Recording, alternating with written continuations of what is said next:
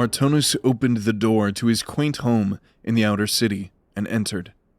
The ministry provided housing for its members in large structures near the city center. No personality, no privacy, no place to raise a family. His beautiful wife heaved herself up from where she sat at the kitchen table. Broken steel, but she was beautiful. Her long black hair and large dark eyes seemed to glimmer in the candlelight. Her smile brought a feeling of warmth to Martonus' body like he had never felt before. She was South Eliashan, a fact that drew a number of strange glances when married to a keeper in the capital city of Apis and the Brokken Empire. He didn't care. He loved her more than he ever thought possible. A rare smile stretched across his face as he walked across the small room that acted as their kitchen, bedroom, and living area. He embraced her with firm arms but also gentleness, not wanting to harm the child growing within her. I came as soon as I could. Is everything all right? He had received a message from her while in another district, asking him to return home. Everything is wonderful. Her smile was infectious. She looked down at her belly, which was just starting to show size. She grabbed his hand and placed it there. A moment passed and nothing happened. Then he felt a small thump against his palm. He choked down something, a laugh or a cry, he couldn't tell. He felt Reaper stirring with excitement within him. Reaper had taken a strange liking to the idea of Martonus having a child, like a protective older brother, or perhaps an uncle. He embraced her again, that same warmth and contentment filling him once more. Perhaps a shack in an overcrowded city wasn't the best place to raise a child either, but it was slowly becoming their home. For one of the few times in his life, Martonus was truly and sincerely happy. Martonus shot awake, sweat covering him from head to toe. Traces of memory faded from his subconscious. Another dream, a dream of a past life. Memories never to be remembered again. He wished that he could at least remember what he forgot, but he supposed that would defeat the purpose of forgetting. The seething mass of shadow that was Reaper emerged screaming from the depths of his soul. He felt it too. The pain, the regret. They had become his memories as well. Reaper had lived for eons alone, with no mind or memory. It terrified him to return to that, almost as much as it terrified Martonus. But there was no use wasting time trying to remember things that could not be recalled. It had been a day since the Zealot broke free. Reaper's traps and alarms had been expertly avoided, and Tatarin had disappeared without a trace, other than the lingering presence of soul essence in the veil that Reaper was sure was a result of Hemomancy. So not only did one Hemomancer escape, but another had most likely assisted him, meaning that there were now 2 Hemomancers at large. If the Ministry of Investigation had known that Tatarin had been in his custody, they would have his head for this. Of course, they already wanted his head, and with good reason, but that was neither here nor there. The Ministry, however, didn't know. They believed and hoped that Tatarin had died in the bloodbath he had caused on their behalf. But of course, Martonus wasn't supposed to know that. It was up to him to fix this. And him alone. Well, and Reaper. He had no leads, no idea where to start searching, but that would come with time. He would call in a few favors. The Ministry had eyes and ears everywhere. If another Hemomancer popped up, he would know. For now, though, there was the issue of a certain Karna on the loose in the West District of Khossentor. The Khossentor Quarter was a strange place for a religious uprising. The Orden of whom the quarter was named after was one of Brokken's loyal companions, a fierce warrior and a brilliant general. Legend claimed that he was the first Orden Brokken ever encountered. Legend also claimed that they had fought an epic battle against one another in which Brokken arose the victor. Because of this, the Khossentor swore fealty to him, and the Orden clans joined his empire. When Eldaruun was founded by Brokken atop the ashes of a once great city that he had raised, He had given this part of the city to the Orden. Very few Orden remained after the Apotheosis, however, choosing instead to return to their own clan lands. Those that did remain were hardly the same noble breed that had once built the great city. The quarter now held many noble estates. The nobles were drawn to the place because of its quiet nature. Very little trade took place in the quarter itself, and so only the wealthy could afford to live there. A strange place indeed. Martonus walked down the empty cobbled streets beneath the oppressive gaze of Orden architecture. A dull, writhing sensation in the back of his mind was his only company. Like a cup of dice rolling constantly, never to land and show their faces. Reaper's restlessness was infectious, and Martonus found it hard to focus. It was odd that the quarter was so empty this time of day. The sound of a bell from nearby drew him out of his quiet contemplation. He passed between tall towers and wide rows of stone townhouses until he came upon a gathering outside of a large manor. He noticed a man standing on the manor's balcony overlooking a small square. Martonus tucked his hands into the pockets of his long black coat and strode forward into the crowd. He saw people from all walks of life among the throng, nobles, beggars, and even protector guards, all listening intently to the man above them. He was young, with messy hair and a stately jacket that looked intentionally disheveled. Most likely noble-born by Martonus' estimation. We are free people! Our Lord Brokken forged this empire in blood and atop bones for us, so that we might be free from the constraints of the gods and the oppression of our past. His words were met with cheers and cries. But this empire of freedom has become a bond that enslaves us. Brokken's very church has led us blindly like sheep to the slaughter. They claim his divinity, his guidance, his blessing, but where is their proof? I say that Brokken has chosen a new church. We are his chosen people. Reaper trembled in Martonus' mind. That is him, Faeden. Understood. The man's eyes swept over the crowd, a look of trepidation on his face. He stopped on Martonus and stared at him for several moments before continuing in a dejected tone.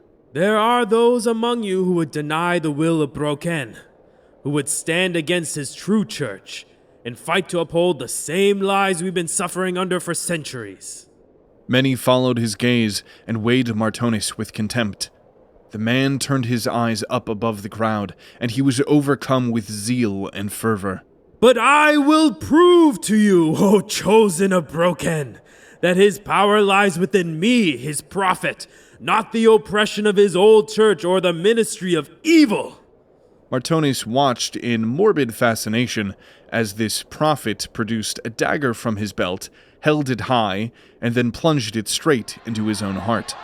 A brief look of terror and pain stretched across his face before the life fled from his eyes. Find it. Martonus told Reaper under his breath. On it.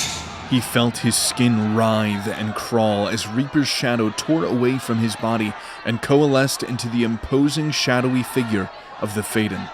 Towering heads above him, spikes of darkness erupting violently outwards, eyes burning in red hatred.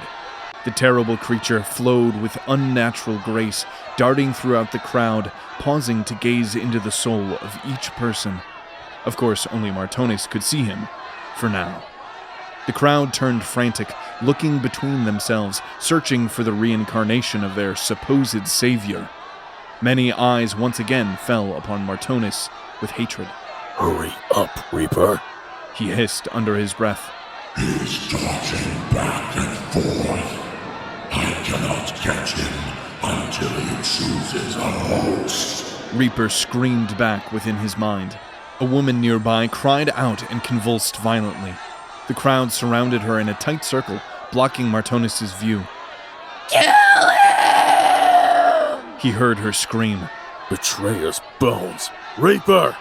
Within an instant, Martonus' flesh and bones felt torn wide as Reaper re-entered his soul. He dropped to his knee, bracing against the blow. His eyes glazed over with red light, and for an instant, His eyes tore through the fabric of the mortal world itself, and he could see the dim souls of the crowd before him, along with the tainted and fake-cursed soul of the woman that the crowd was carrying away with haste. Reaper screamed, "No!" Martonus screamed back. Then, the crowd charged him.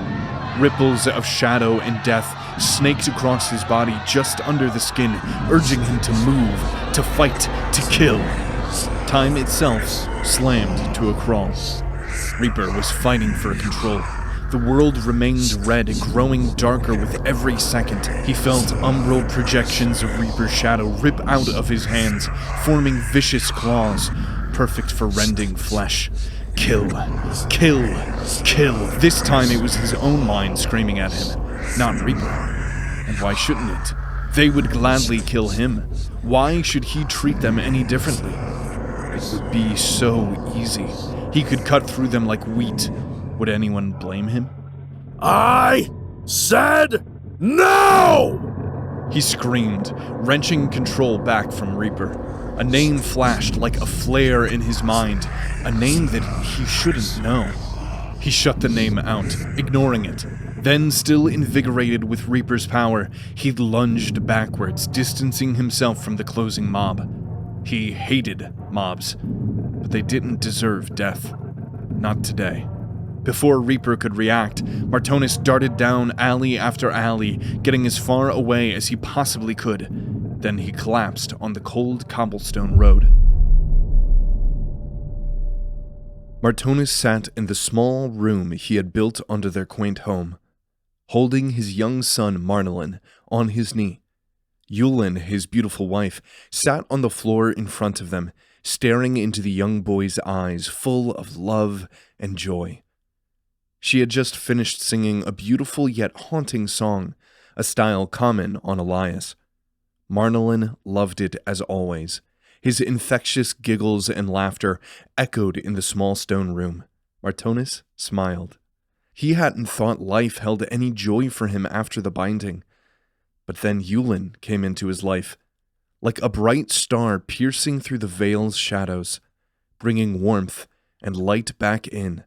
A thin wisp of shadow like black smoke rose out from Martonus's hand as he held his son. It took on the shape of a majestic horse, black as night with flaming red eyes, no larger than his hand. It pranced around the room, drawing Marnelin's gaze, sparking another series of adorable laughs. The way Reaper had taken to the boy was still a surprise to Martonus. He seemed to sincerely care for and love the boy, emotions that Martonus believed were impossible for such creatures. He would often create small constructs of his shadow for the boy to play with. Martonus met Uellen's eyes. He loved her more than he had ever imagined possible. He wanted to give her the world. But all she wanted was him. It had been a year since she had given him a son, and in that moment, his life was perfect. But the universe itself had deemed long ago that Martonus could never remain happy. It proved this fact as the madness tore the memory from his resting mind, feeding it to whatever dark god it served and forcing him awake. He tore through the surface of his consciousness like a Kelgul ripping outwards from the water to devour its prey. He thrashed out, lunging off from the hard table where he laid. His red-tinted eyes struggled to focus on his surroundings before an impossible weight slammed into his chest, throwing him back onto the table. A massive clawed hand, made of shadow and hatred, held him down, leading back to a terrible form from which furnaces of burning hatred stared at him. He knew those eyes. But no, they were wrong. The shape didn't quite match, and the hue was slightly off. A name flashed through his mind. Another name he shouldn't know, but did anyway. Reaper screamed from inside him, his vision blurred and blackened as the creature tried to take over. Kill! They are trying to kill us! Fight! Kill! Stand down, Martonus! A commanding voice called. Martonus cried out, fighting down Reaper's control. His vision started to settle, and his limbs relaxed against the oppressive weight of the other Faeden. The shadowed hand that held him in place loosened, its claws careful not to hurt him.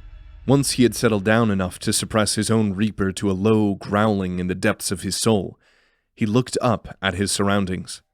3 men stood by the table on which he laid.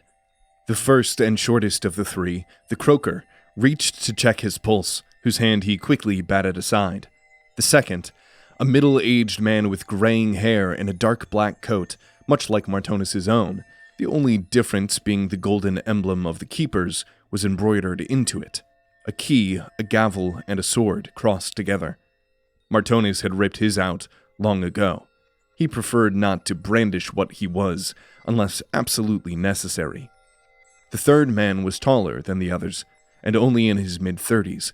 He wore a crisp gray uniform with red striped chevrons climbing up his arm, identifying him as a High Minister of Investigation, and one of Martonus' few superiors. The Keepers, due to the nature of their work, operated outside of the usual rank structure of the rest of the ministry. It was imperative for them to have as few people to report to as possible in order to do their job quickly, quietly, and effectively. Among the Keepers themselves, there was no definitive structure between them, as they rarely worked together. However, the others did show Martonus special deference, due to his age and the fact that their Reapers respected him for being the taker of the taker, though he could no longer remember what that meant. The other Keeper placed his hand on Martonus' shoulder with a firm grip. Are you all right? He asked with sincerity. Martonus vaguely recognized him. He had most likely been there when the man was bound to his own Reaper. An experienced Keeper was always there for the binding process to coach the new Keeper through the process, and in case anything went wrong. Martonus had helped several of the other 9 standing Keepers in their binding. Martonus reached his own hand and gripped the one on his shoulder and nodded. The Keeper looked to the minister before walking to the door of the small examination room, towing the croaker by the arm with him. I'll be just outside. The minister nodded in appreciation, then the others left the room and closed the door behind them. Martonus watched the minister warily as he sighed deeply and relaxed his stiff posture. The Karna case has been reassigned, the minister said in his high-pitched, noble accent. Martonus closed his eyes. He wasn't surprised by this, but he hated to leave a job half-finished. To who? Veltorus, he said, nodding towards the door where the other Keeper was stationed outside of. That was right. His name was Veltorus. Martonus felt as if he should have remembered it. He's very capable. You did train him yourself, after all. I did? The minister frowned. You're going mad, Martonus. Martonus sat up and slowly swung his feet to hang from the table. He stared down at the floor. Of course, he already knew that he was going mad, but hearing it out loud, it made it feel all the more real. So, what will it be? Going to send me alone after some beshin in the forest, or to another political ball bloodbath to kill me off? Martonus. No, I get it. I'm dangerous. I understand that. If I don't die, then a lot of other people might. The needs of the many and all that. I would just personally rather know that I'm going on a suicide mission instead of being mind-wiped by a cognimancer. That way, I don't screw it up and actually survive. The minister started pacing across the small room. Martonus followed him with his eyes. It's easier this way. At least it always has been for the others. Despite your general apathy, you've been one of the strongest keepers the ministry has ever had. You killed the Nameless for Brokken's sake, if you can even remember that. Dealing with keepers once the madness takes hold has never been an easy job, but it is a necessary one. Keepers can't just be poisoned or killed with daggers in the night. It requires slightly more creativity. Then let me save you the trouble. And how exactly do you intend on doing that? Martonus hesitated. The Hemomancer. He's alive. We know. This admission from the minister caught Martonus off guard. Of course, it was the ministry's job to know everything. But this... Let me finish what I started. I'll hunt him down again. Either I'll kill him and rid the Empire of the Hemomancer, or, more likely, he kills me, and you won't have to worry about it anymore. No. What do you mean, no? No, Martonus. The boy still has a purpose he has yet to serve. Martonus froze. A purpose? I understand using him as a weapon to wipe out rebellious nobles and myself, but he's a damned blood zealot, a servant of Crom. He goes against everything Brokken stands for. There are many things you do not know, Martonus. Then tell me. If you're going to send me to my death again, the least you can do is tell me what I've actually been fighting for all this time. The minister waited for a long moment. He looked towards the door, then continued in a lower voice. Brokken and Crom are not as different as you may think. Chaos without order is self-destructive, while order without chaos is stagnant and meaningless. Brokken himself knew this. All things live, die, and kill to serve Brokken's order. What are you implying, minister? He spat the last word in mockery of the man's heretical notions. Martonus was not one for religious dogma, but if this minister, a position whom he as a keeper had served under for multiple lifetimes, was about to imply that Crom's zealots were a part of Brokken's order, well, he was considering becoming a bit zealous himself. Crom and his brood serve a purpose. They are part of a much larger puzzle that Brokken has built his empire upon. And as I said, the boy's purpose has yet to be served. Martonus had always been a staunch subscriber to the philosophy that ends justify the means. Take the Faeden, for instance.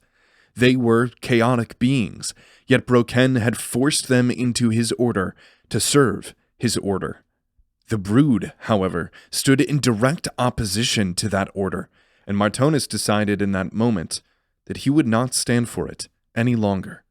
The beast inside of him that had been raising its blazing shadowed head settled under the weight of Martonus's intent.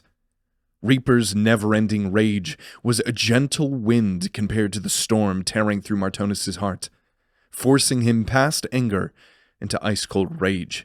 A rage that had been building ever since he confronted the Cognimancer that fateful blood-soaked night. He stood up, his back straight and his shoulders firm. Then what do you intend to do with me? We'll send you away, somewhere you can't hurt anyone, and let your madness run its course. It will be a unique opportunity to learn more about the Keeper bond, and what happens to one who loses himself to it. I understand, he said coldly. I'll pack my things. He left the ministry building with nothing more than a nod towards Veltorus, and not a word to anyone else. Reaper rumbled from within him, seeking power from the Veil. Their intentions aligned. Reaper would get his wish. He would get to kill. But first, Martonus made his way back to his small home on the outskirts of the city, a home that he could swear used to be filled with laughter and joy, but was now an empty shell, much like Martonus himself. It took longer than he expected to pull together the scattered pieces of furniture, clothes, and linen into a pile in the center of the house. He kept a small satchel of just the necessities with him. Then he set the place ablaze, with him still inside. The Ministry would no doubt be watching him in case of escape, or maybe even expecting an attempt to go out on his own terms. He had other plans. As the flames grew around him, burning the last remnants of the happiness he had once known, Reaper tore through the veil in front of him, and he stepped through into darkness.